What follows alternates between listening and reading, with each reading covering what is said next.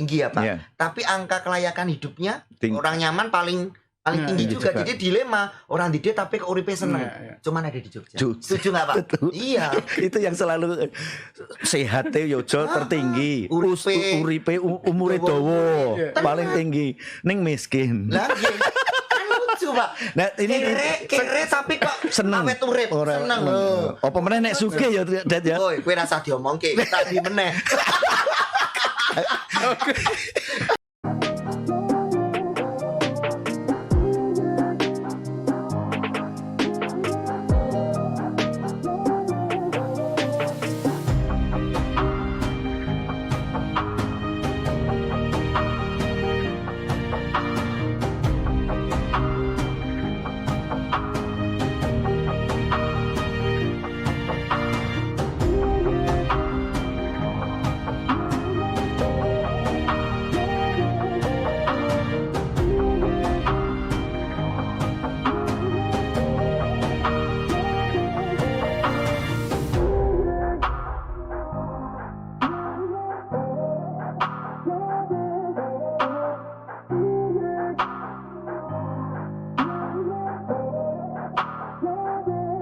Assalamualaikum warahmatullahi wabarakatuh. Waalaikumsalam warahmatullahi wabarakatuh. Salam perlawanan, salam perubahan. Menggaji diri sendiri, menggaji orang lain, menggaji Indonesia.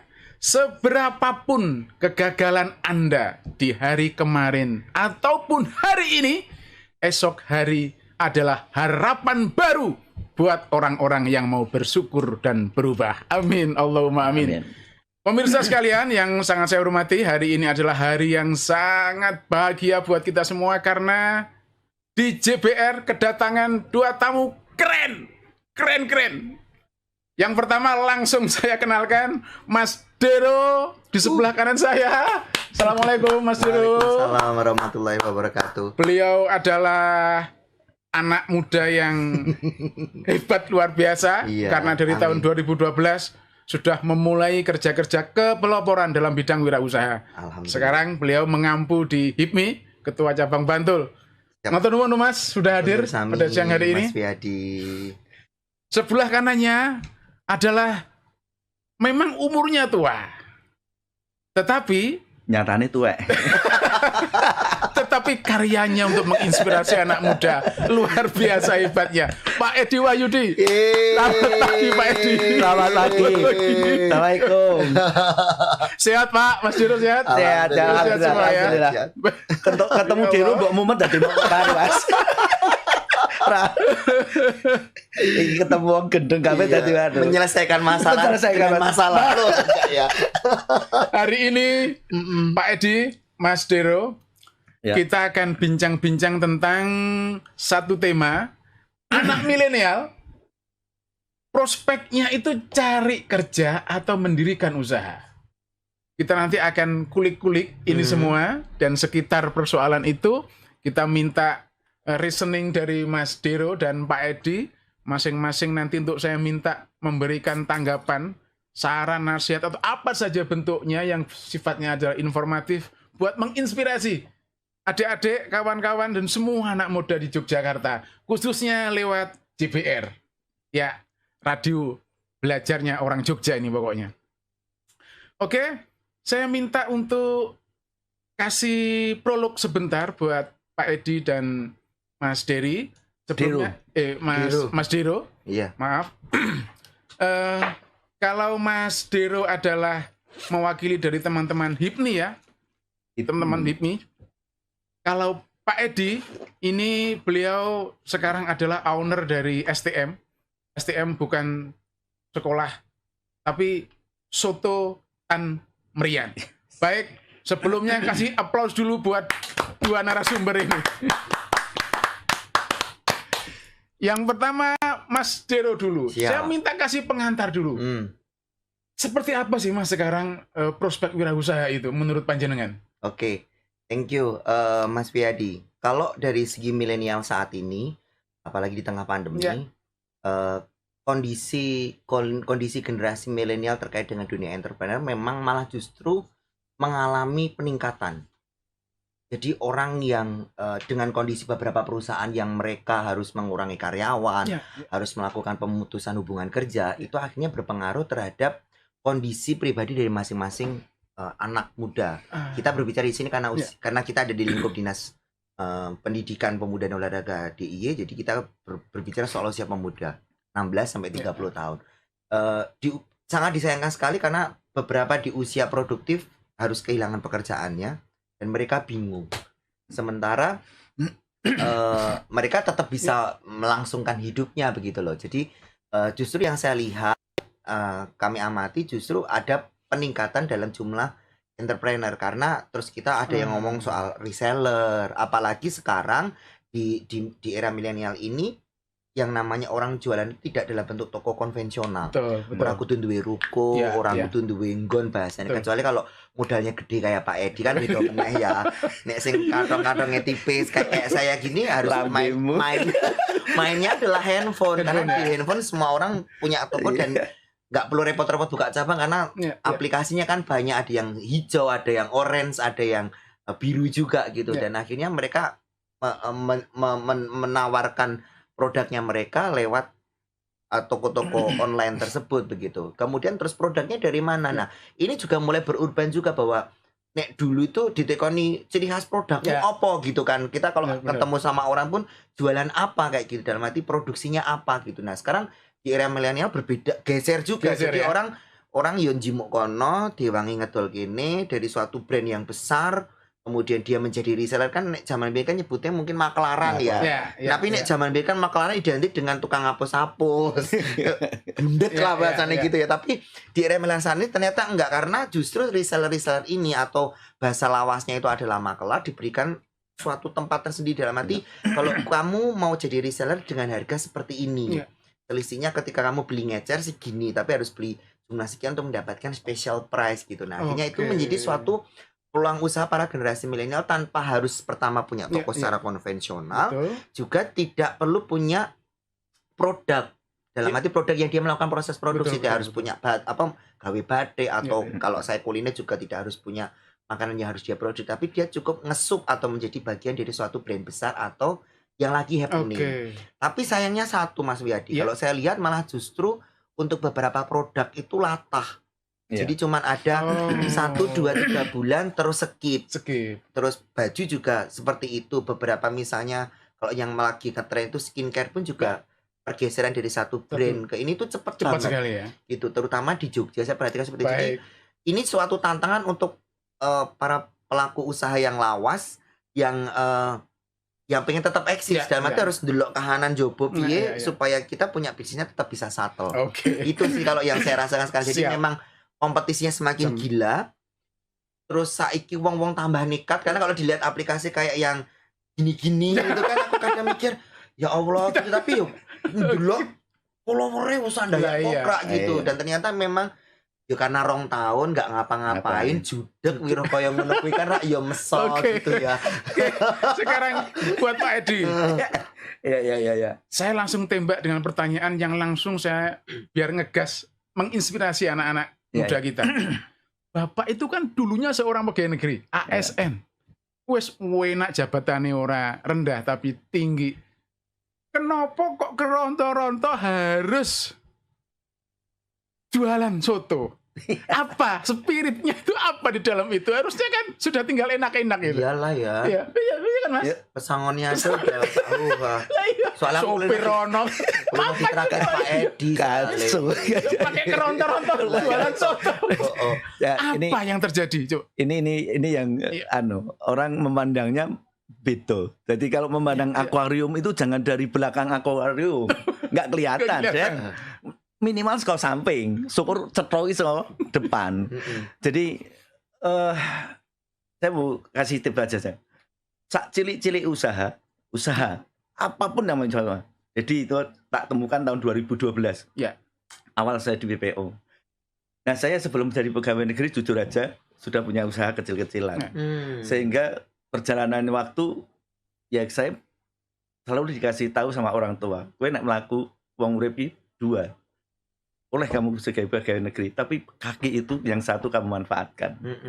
Sehingga dan lagi Karena dulu saya di BPO itu harus menginspirasi anak muda. Anak muda ya. Banyak pejabat yang ngomong wirausaha tapi nggak punya usaha. Setuju. Pada saat saya memberikan materi di BPO itu, ada anak yang kritis banget. Pak, kayak gitu tuh sudah berkali-kali saya mendengar. Pejabat itu Wah, hampir semua. Pertanyaannya, usaha Bapak itu apa wes? Nah, realnya apa? betul. Ya alhamdulillah, waktu saya ditanya, koncone Dedi waktu itu kritis betul. Ya saya bisa nunjukkan. Saya bisa nunjukkan ada 1, 2, 3. Pak yang real, jangan hanya yang awang-awang. Ya udah, tak nanya alamat. Akhirnya datang ke tempat saya, nanti tak gratisi. Pemuda itu datang. Terus dia begitu kan, Pak, ini saya salut Pak. Pejabat kok raisin Pak konsultan. Nah, jangan dipandang karena bisnis itu jangan mencari yang keren. Tapi mencari laba yang tinggi. Realistis lah. Masuk kedabikan nanti. Jadi kata kuncinya ada 2 ya. Ada pertama memang ada spirit dari orang tua bahwa sebaik-baik usaha itu 2 kaki. Ya. Dan yang kedua memang ada niatan memang untuk menginspirasi pada waktu itu. Ya. Betul. Dan itu sampai sekarang. Dan alhamdulillah anak sekarang itu nggak bisa untuk dipaksa. Kamu harus kan. Nggak bisa. Tapi dengan melihat mereka akan mengikuti. Sebelum nanti kita jawab, sudah beberapa pertanyaan yang masuk. Ini pertanyaan kedua dulu.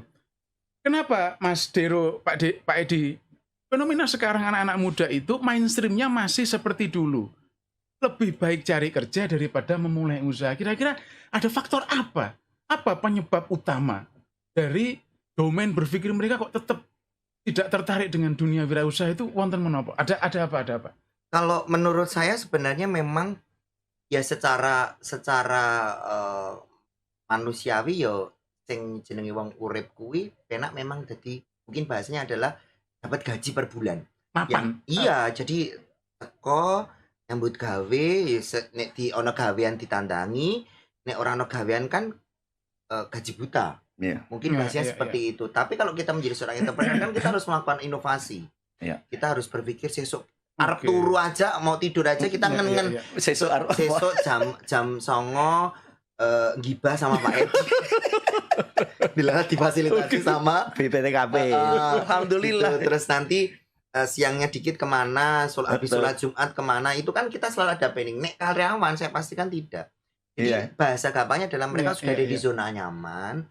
Nek sing kepenak wene ngopo dadak rempong. Kalaupun seandainya ada yang pengen menjadi seorang entrepreneur itu karena pasti dia ada di circle lingkungannya orang-orang yang berbisnis. Jadi dia mikir kok penak tangi awan, ono sing goleke duit gitu. Dari satu sisi lagi realistis yang uang tadi. Kalau dari sisi Pak Edi ada yang berbeda? Ya sama sebagaimana Mas Dero tadi bahwa ada orang yang pengen nyaman ya. Kemudian ada lagi sebuah tantangan pada nih no cowok nyedaki cewek. Wong tuane le takon lembut gawe nondi. Wah iki curhat. Iki curhat. Aku ngerti ceritane iki. Tapi untuk sekarang alhamdulillah itu zaman biyen. Sekarang udah 50-50. Ada yang bertanya masih kolonial. Kerjamu nang ndi nak? Bingung. Karena dia punya usaha tidak kerja. Tapi ada yang tanyanya usahamu apa nak? Kalau sudah tanya pekerjaannya kok gelagapan, tanya usahanya. Bakul soto padahal kan gitu. Nah, ini yang kalau saya mau katakan lebih ekstrimnya, orang kerja itu nyaman iya. Tapi karena begitu pulang bisa tidurnya ya. Tapi kalau orang usaha enggak. Iya. Saya katakan semalam, jadi kan risiko ya, ambil kemungkinan. Saya tadi pagi sebagai suami soleh ngantar istri, terus nanti jam 09.00 ke BTKP. Habis hari ini nanti jam 10 saya ngantar mertua ambil pensiun. Jam 11 saya harus karena ada pesanan yang harus diantar. Kayak kowe wingi ngantar Iya. Ini tadi juga ngantar dulu, Pak. Iya. Nanti jam 1 saya ngantar makan siang di Kewarda. Tadi pokoknya persis. Baik. Pak Edi, Mas Dero, ini ada pertanyaan yang masuk, saya bacakan. Mohon tanggapan. Izin bertanya, usaha apa yang cocok untuk pekerja atau karyawan yang bekerja full time dari pagi sampai sore? Oh, jadi kira boleh tambahan. Wis glidit, ya, betul. Tapi full time. Tapi nek duwe usaha opo Apa gitu. yang cocok? Apa? Apa ya? Anu, Nggak. pertanyaannya apa yang disenengi? Oke. Satu contoh, Ya. karyawan lebari seko esok tekan sore. Tapi esok orang karyawan kan 7:30, 7:30. Masih ada waktu habis subuh Ya. sampai jam 7:30, 7:30. Karena nyon sewu tidur itu 6 jam, 3 jam cukup, 8 jam kurang. Ya dan kalau kita punya usaha tidur 4 jam itu cukup. Iya. Ini nek wong nganggur 8 jam kayak kurang. Iya, masih kurang aja. Tapi sebetulnya kalau tadi Mas Dero menjawab bahwa hampir semua yang Mas Dero kerjakan adalah bisa dari HP, kayaknya kok waktu itu Nah, nggak betul. jadi urusan kan Mas? Karena Bener, untuk iya posting, sih, untuk tidak habis ada. kan, ya. Makanya anytime Artinya sih. jualan apapun kan. Iya, Bisa. yang nyambung itu tadi, Iya. makanya kembali Mas. Kembali apa yang menjadi hobinya. Hobinya ya. Itu aja kembali. Kesenangannya Kesenangannya apa? Kesenangan. Dadekke duit. Saya dulu Betul, sebelum kuliner ada guru bisnis, Ya. ada ngingu ayam potong segala macam lah tak lakoni kabeh itu. Ini begitu seiring usia arep 50 opo ya sing usaha penak gawe marem ati marem. Oke. Oh ya wis berarti Berarti yang warung. terbaik passion ya Pak ya. Dan Passionnya. dari passion itu apapun jadi duit. kan waktu nggak ada masalah Nggak ya ada karena masalah sih. bisa menggunakan Katakan teknologi. Masnya atau mbaknya Betul, tadi betul. hobinya karo burung. Ya wis ngingu Iya. burung terus lenawake lewat Sosial Iya. media. sosial media. Tapi satu sisi, jadi sekarang juga di era saat ini pun ketika kita itu bingung pengen punya usaha, dalam arti dia sebenarnya pengen start awal. Iya, Jangan iya. sampai ketika dia memutuskan resign, dia nggak punya apa-apa. Sama kayak Pak Edi kan, sebelum beliau pensiun, memutuskan untuk pensiun kan sudah punya pondasi dodol soto se. Iya. Jadi ketika Pak Edi sudah memutuskan untuk pensiun kan, Pensiun. ininya kan sudah settle. Sotonya Ya, kan ya, sudah ya. settle. Mungkin maksudnya kan seperti itu. Jadi kalau nek di era seperti saat ini pun sebenarnya kalau kita lihat di internet atau di Google itu banyak sekali ya bahasanya mungkin kayak franchise atau Ya. paket usaha, tapi nyebutnya sekarang udah bukan franchise tapi bermitra. Nah, Bermitra. Di mana Oke. sebenarnya kita sudah difasilitasi dari A sampai Z, termasuk SDM-nya. Oh. Diajari seperti apa. Nah, Tapi so- butuh modal besar ya Mas ya. nah, pastinya. biasa. Jadi ya ora ono kok njuk sing karepe sing kepenak njuk iso disambi ya ora eneng juga ya. Kalau misalnya jenengan punya full time, otomatis saya yakin ketika orang memutuskan kerja full time pun motike tonjo. ya. Nggih mboten Pak, momso nyambut gawe saka biar nganti pet ra ono duwite kan enggak mungkin. Apalagi swasta Apa meneh diwalik menyang bengi bali esok. Nah. Kudu mulai gede oke. Oke, Pak Edi, Mas Dero, ada pertanyaan masuk lagi yang kedua. Pengen buka usaha, tapi banyak ketakutan. Takut nanti nggak ada yang beli, takut nanti nggak ada modal, dan takut-takut yang lain. Bagaimana cara mengatasi perasaan psikologi seperti ini? Nah. Ya. Oke.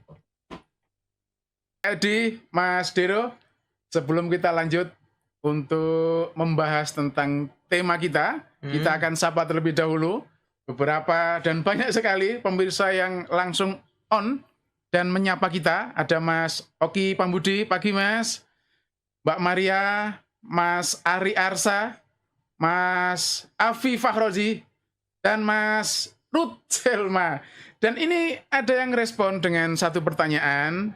Jadi dari Mbak Maria pertanyaannya, pengen buka usaha, tapi banyak ketakutan. Takut nanti nggak ada yang beli, takut nanti nggak ada modal balik. Bagaimana untuk mengatasi rasa ketakutan ini? Oke, yang pasti proses jatuh bangun itu ada. Ya. Tidak, saya yakin nggak semuanya bisnis itu mulai dari itu enggak. Kalaupun seandainya jalan shuttle, kalau dibuat suatu bahkan bahwa ujian terberat dalam seorang entrepreneur itu bukan 1, 2, 3 bulan, Iya, tidak, tapi justru di 3 tahun pertama. Kalau di 3 tahun pertama itu dia bisa melalui dalam arti bisnisnya shuttle, insya Allah ke depan pengembangannya akan mudah. Dan nanti challenge-nya ada di 10 tahun pertama. Ada ujiannya lagi. Gitu. Jadi kalau jadi jangan sampai berpikir bahwa bisnis itu sebulan, 2 bulan yuk badi, enggak. Kalaupun seandainya 1 bulan kamu jualan langsung badi, itu menurut saya belum dibilang sukses karena cenderung orang pertama buka itu coba-coba dulu. Karena mergo Gitu aku ya. bakul, yuk jenengan nawani, Ya. ora kepenak nek ora dilarisi. Gitu. Jadi memang orang bisa dikatakan memang berhasil membangun suatu Ya. bisnis ujiannya di 3 Di tahun situ yang ya. pertama. Nah, Kalau pengalaman Pak Edi, Mbak Maria ketakutan untuk modal selama Pak Edi membuat usaha, gimana? Jadi gini, memang yang paling berat itu berani memulai. Berani memulai iya. ya. Jadi orang yang makanya nyun sewu, orang pebisnis itu banyak yang dilakoni orang yang tidak terlalu banyak apa namanya hitungan gitu loh. Contohnya kalau orang cerdas itu Nekat gitu Pak? ya memang harus sedikit nekat. Gitu ya. Karena nanti yang namanya penyempurnaan itu sambil jalan ya Dede. Dan itu datang dari customer kita, tamu kita. Pak, komennya mereka, testimoni mereka. Testimoni mereka. Kalau dia mereka sendiri yang apalagi sekarang itu yang penting entah itu warung atau tempat usaha kita ada tempat spotnya untuk foto. Sudah foto, ada logo kita, upload, internet bagus, sudah semua jalan sendiri. Sehingga kalau pertanyaan tadi segera mulai. Jangan banyak pertimbangan. Teori juga. Jangan. Jadi gini, bermimpi hebat itu boleh. Tapi memulai itu jauh lebih diperlukan. Lebih penting ya. Penting. Karena aku duwe konsep bisnis mobil, tarik, tapi nggak pernah dimulai, nggak mending terus ya Pak ya. Bakul cilok, wes karuan, realistis. Baik, Mas Dero, Pak Edi, ini ada satu penanya lagi dari Mbak Ruth Selma. Halo Kak, halo juga Kak Selma. Mau nitip bertanya saya, bagaimana caranya untuk berani memulai usaha? Pengen banget loh, tapi kenapa saya nggak berani dan selalu takut gagal? Oke, kalau saran saya yang paling cepat adalah kamu berinteraksilah dengan orang-orang yang satu frekuensi. Kalau jenengan pengen memulai usaha tapi circle-nya adalah employee, karyawan, orang bakal terrealisasi. Tapi ketika berinteraksi dengan mungkin dalam kayak kapasitas saya ngomong sebagai seorang hipmi, kamu di suatu organisasi yang isinya nengkono bakul kabeh, gampang. Arep duwe masalah atau ada keterbatasan apa, akan ada teman yang dijak gandeng ceneng kalau bahasa Jawanya, akhirnya terkoneksi, saling melengkapi gitu. Kalau menurut saya sih gitu. Muncul solusi. Betul. Ah, ini ada lagi Pak Adi yang masuk ini. Dari Mas Pringgan. Saya jualan kambing kurban. Bagaimana cara ya untuk promosi yang baik biar penjualan meningkat? Terus nanti, Pak. Apa? Kambing? Iya, jualan kambing. Dia jualan kambing kurban. Terus cara promosi yang membuat omset menjadi cepat meningkat apa? Ya, media sosial adalah satu-satunya sekarang itu kan dunia ini kan miliknya anak milenial. Pak Edi ini kan orang kolonial yang nunut di dunia. Betul. Apa Londo ini? Kelahiran wis bar pensiun. Artinya saya paham betul. Saya sadar kalau itu kolonial tapi harus mau hidup bertahan di zaman milenial. Makanya saya surprise aja. Saya nggak mau pensiun kok tak watuk rampung-rampung nggak mau. Kita tetap harus mengingat. Dan yang paling pokok gini loh. Kalau jadi pengusaha itu enak, usahanya jalan, juragannya bisa jalan-jalan ya, Dad. Jadi sekarang kayak gini tetap ada aktivitas di tempat usaha masing-masing. Kebetulan saya dengan Dero itu sama. Urusan kuliner. Karena Yogyakarta urusan perut. Yogyakarta itu tidak ada habisnya. Nah, kembali ke Mas apa tadi yang Mas Pringgan. Nah, saya sarankan kalau Maxos ya. Kemudian kalau kambing ya dilanjut, jangan hanya kurban. Setuju. Karena kalau kurban itu hanya menghadapi setahun sekali. Nah, sekarang ini ada fermentasi makanan yang untuk kambing, kemudian kambing dijual kiloan itu berat, sehingga sudah nggak ada masalah. Betul itu. Jadi maksudnya Pak Edi adalah kalau memang kamu fokus di peternakan, kamu harus berpikir bahwa pengembangan peternakan apa. Maksudnya gini, wedus ini kan menghasilkan limbah. Betul. Limbah kalau kita mampu punya ilmunya, mau belajar dengan yang lebih pintar, bisa menjadi suatu peluang bisnis. Loh, intil sama kencingnya itu sekarang mahal banget. Maksud saya seperti itu. Jadi pupuk Lombok itu mahalnya ilok-ilok. Hanya fokus di kambingnya. Kemudian satu sisi, selama COVID sampai kapanpun itu uang kan tetap lahiran. Paket akikoh itu kan suatu peluang bisnis yang kece juga. Iya, karena itu gue yang dipikir ya dari panganan ya. Kayak gitu. Jadi ada penawaran paket-paket akikoh yang ditawarkan sesuai dengan ukuran kambingnya. Kurang yuto, tolong yuto, mau jadi berapa per. Jadi Hulu hilirnya harus dipikirkan, Betul. gampangannya gitu. Intinya jangan hanya berpikir setahun sekali. Betul. Jadi kalau bisa kita itu punya penghasilan yang setahun sekali, 6 bulan sekali. Ya Dad ya. Amin. Aduh, itu orang mandek ya Pak ya. Oke, ini masih ada lagi dari pemirsa yang masuk pertanyaannya. Dari Mas Nafi Anas Hamdan, izin bertanya. Usaha apa yang cocok jika hanya mempunyai modal yang sedikit?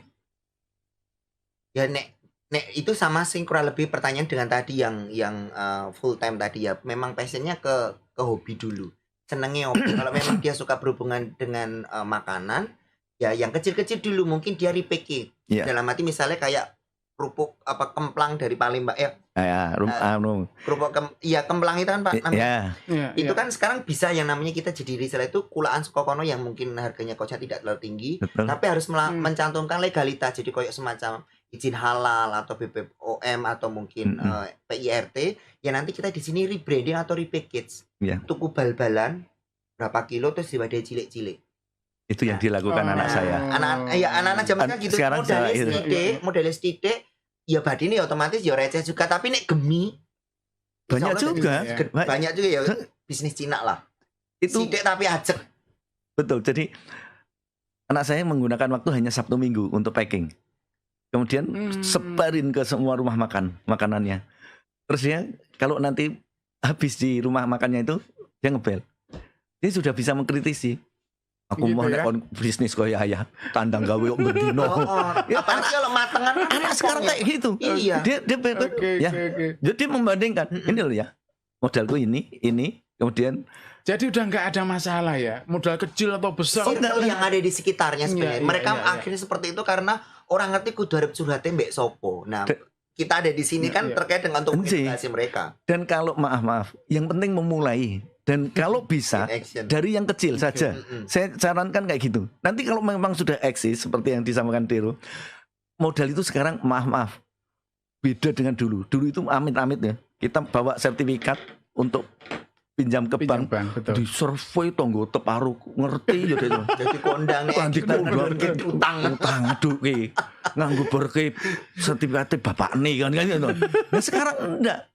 Begitu kita punya usaha jalan, Bang yang datang. Bapak mau buka cabang mana? Saya siap untuk membiayai. Baik, pemirsa, kita masih di Jogja Belajar Radio. Yuk kepo biar nggak stres. Kita lanjut ke tema berikutnya. Pak Edi, Mas Dero, Jogja ini kan terkenal kota budaya, ya. Betul. Juga terkenal kota pelajar. Ya. Peluang-peluang apa sih yang the best menurut saya? Peluang-peluang apa yang paling keren di Yogyakarta itu? Bisa diceritakan? Kalau saya melihatnya terkait dengan apa yang disampaikan oleh Pak Wiyadi, justru sekarang ada suatu peluang bisnis yang menurut aku tanpa modal tapi hasilnya bisa miliaran. Wih, apa ki Mas? Konten kreator. Betul.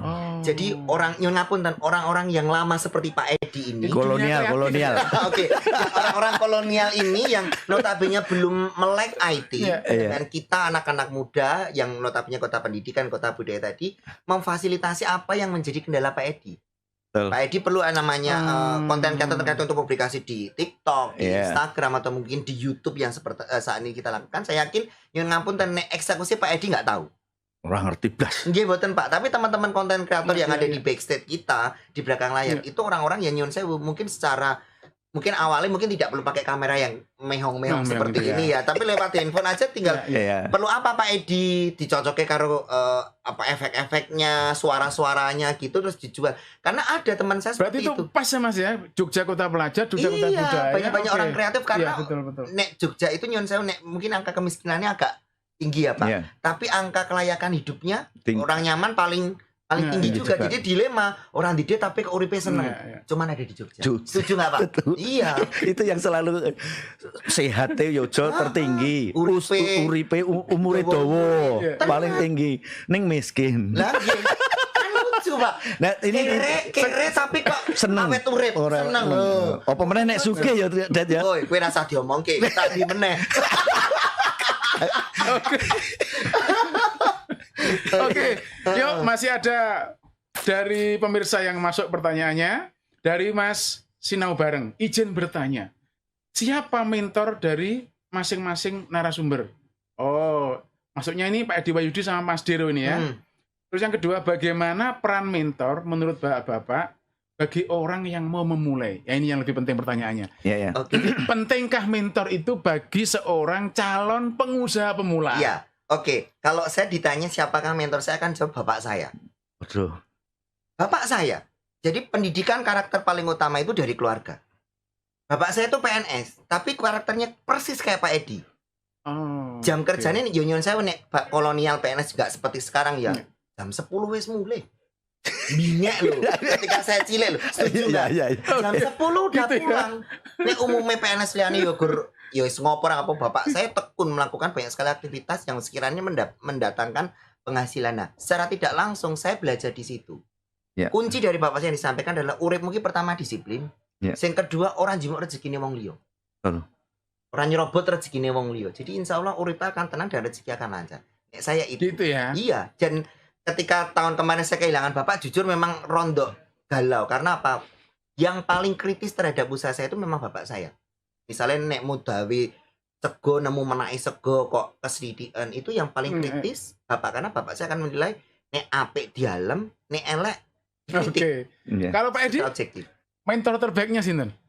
Ayahku, bapakku. Termasuk Soto juga menemukan itu. Oh, beliau tidak Spesifikasi spesial. Cuman beliau ngendiko begini. Waktu karena bapak saya di samping dagang pakaian di pasar, dia jaga petani. Beliau ngendiko begini. Le, wong urip itu gari pilihan. Pengen duit patang sasi pisan dadi petani, nandur pari. Panen. Yang begini apik banget, sesuk arti panen habis karena tikus bisa terjadi. Betul. Nek kowe arep pengen kok sesasi duit ya dadi pegawai negeri. Tapi kalau kamu pingin mencipta duit kok setiap hari ya dadi pengusaha. Ya saya bilang gitu. Oke. Maka suatu saat saya petani itu diajarin bapak itu bagaimana ada sawah 3.000 meter bisa sehari ada duitnya. Yang 3.000 meter itu tak bagi 30 bedeng. Dulu tahun 90-an 293 itu kan boomingnya mie ayam. Tak tanduri cesin yang untuk mie ayam itu. Sawijo. 30 nggon itu sini panen, sini nandur. Terus itu setiap hari jadi punya duit. Jadi itu panen. Contohnya seperti itu sehingga kemudian berkembangnya pernah ayam potong harus 35-45 hari. Kemudian ada yang mingguan. Kita juga coba. Nah, kalau yang mau per hari ya kayak Dedi kita kuliner. Iya. Begitu buka ono wong tuku bengi mikir sesuk ning ya mikir sik mau ono piro. Iya Ded ya. Itu jelas. Jadi tidak bisa akhirnya saya bilang, luar biasa. Nah, kenapa kita tidak jatuh bangun? Saya terinspirasi orang tani. Orang tani itu nunggu 4 bulan, Mas. Tapi begitu gagal dia tidak putus asa. Dia nanam lagi. Iya. Itu gila betul. Saya sampai Masya Allah orang tani. Makanya kalau di hadisnya itu bilang satu kotak kayak gini itu katanya yang 20% itu diperebutkan petani sama pegawai negeri. Karena dia dapatnya duit 4 bulan sama 1 bulan. Yang 90% itu pengusaha. Karena setiap hari udah rebutan. Wah tahu. Iya. Nah, kayak gitu. Jadi pada teman-teman tadi siapa mentornya jujur. Nah, kalau kebetulan tidak punya orang tua, cari orang yang pas. Karena kalau mentor nggak pas, maaf ya Ded, disarankan, saiki weh. Ayel-ayelan. Utang. Wow, utangnya cetrok, duitnya ramet tuh. Ngangsure pucet. Ngangsure pucet. Sebetulnya kalau dikristalisasi, mentor itu kan sebetulnya hanya untuk mengintip cara belajar bisnisnya kan, Mas? Iya. Nah, apa atau gimana cara belajar memulai bisnis yang mudah, gampang terus? Nek saya sih sebenarnya kalau pengen bener-bener bisnis ya, nek saya yang pernah saya lakoni adalah tetap jadi buruh sih. Jadi tadi ada belajar sama orang. Iya dong, harus di situ karena ketika bisnis itu kita harus sistem manajerial yang tepat. Hulu hilirnya harus tepat. pengelola. Jadi kayak menjadi bos pun jangan semena-mena terhadap karyawan. Kita pernah merasain jadi employee kayak apa rasanya. Jadi belajar nguwongke uang juga. Kemudian satu lagi kalau pengen maksimal terutama kayak berbisnisnya lancar, saya sangat percaya lagi dengan kekuatan sedekah.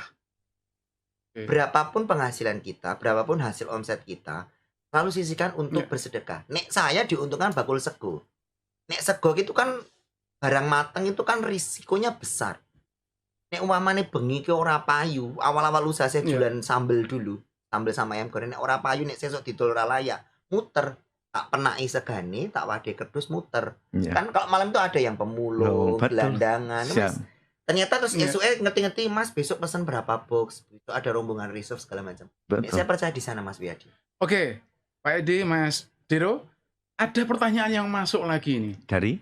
Dari Mas Permadi 2. Pertanyaannya, selamat pagi Pak. Selamat pagi Mas. Mau tanya, kira-kira jenis usaha yang tidak terlalu beresiko, sepi peminat di saat pandemi itu seperti apa? Sepi peminat? Iya, artinya peluang usaha yang pas pandemi ini tidak sepi. Sekarang itu apa ya? Ya itu tadi yang aku bilang, yang gara-gara uang ki gabut rong tahun mau sampai duwe perasaan khusus dengan bantal dan HP tadi kan kesuwen nang omah, konten kreator.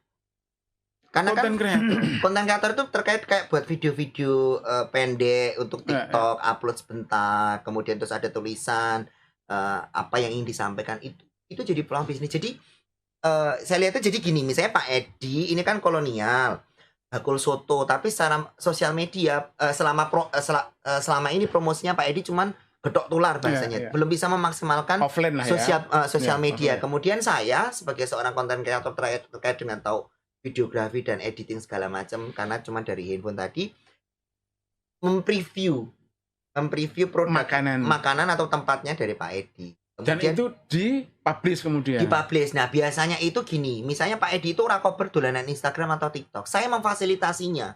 Saya buatin kontennya, saya uploadkan setiap hari di jam-jam memang ada ritmenya Mas Wiyadi. Jadi jam-jam paling efektif upload video atau konten itu ada jam-jam khususnya gitu. Nah, Pak Edi tidak bisa lakukan tapi saya bisa. Artinya itu peluang usaha jasa. Jadi usaha itu ada barang, ada yang jasa. Nah, kalau masa pandemi kemarin orang jasa yang tidak kan. Contoh yang ini tadi kreator. Contoh barbir. Biar pandemik pora wayahe gondrong potong-potong. Tukang jahit. Wayahe ya berarti kalau tadi ditanyakan, karena tadi membaca Mas Wiyadi juga aku bingung. Opo sing ora resiko ning sepi. Ayo malah turu ya.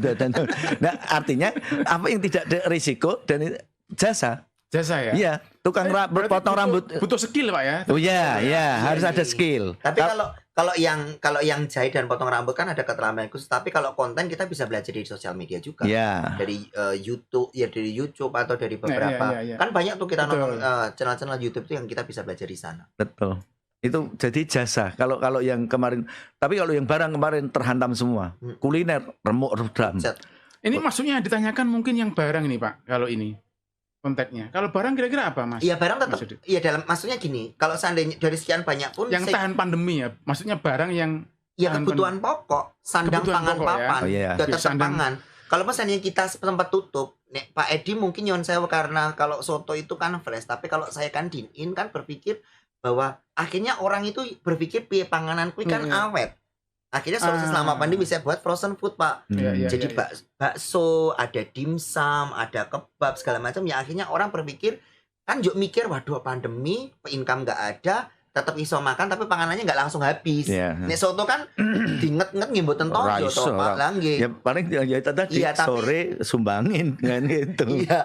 Jadi solusinya mungkin ya yang tidak terlalu kena, maksudnya dampak yang paling terbesar tidak terlalu besar adalah mungkin di kuliah kan tetap butuh mangan, cuman kita berurban, panganan biasanya habis makan dipindah ke makanan sing iso diawetkan. Kalau enggak ya kebutuhan pokok tapi mau ngantar. Kebutuhan pokok ya. Ngantar. Iya, termasuk manja itu juga. Orang kan takut keluar, tapi makan siapa yang mau nahan lapar? Betul. Butuh beras, butuh gula segala macam.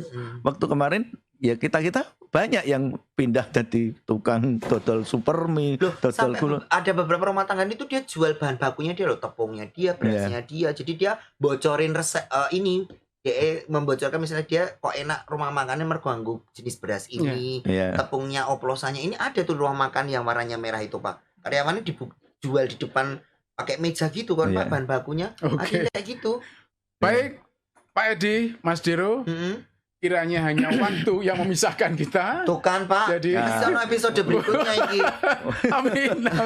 Mudah-mudahan masih ada episode berikutnya. Amin. Nah, saya minta Pak Edi sama Mas Dero ngasih kata penutup yang bisa menginspirasi dan memotivasi anak-anak muda di Yogyakarta untuk tertarik dan cancut Taliwondo ke ruang entrepreneurship. Monggo Pak Edi.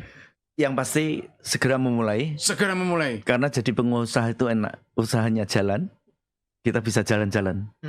Dan insya Allah setiap bulan kita bisa menggaji orang itu ikut membantu negara ngenteng-ngentengi kemiskinan.